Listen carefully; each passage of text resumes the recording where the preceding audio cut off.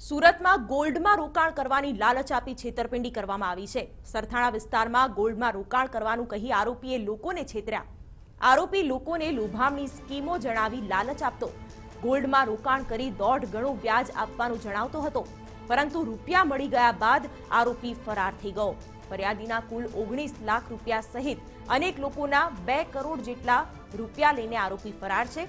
હાલ પોલીસે આ મુદ્દે ફરિયાદ નોંધી તપાસ હાથ ધરી છે। ફરિયાદ આપેલી છે।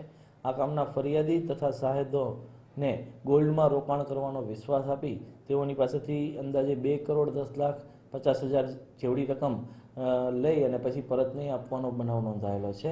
આ બનાવ સરથાણા પોલીસ સ્ટેશનમાં જે યોગી ચોક વિસ્તાર છે તેના પેલેડિયમ મોલમાં બનેલ હોવાનું સામે આવેલું છે। હાલમાં આ ગુનાની તપાસ ચાલુ છે। પોલીસ આ ગુનાની તપાસ કરી રહી છે।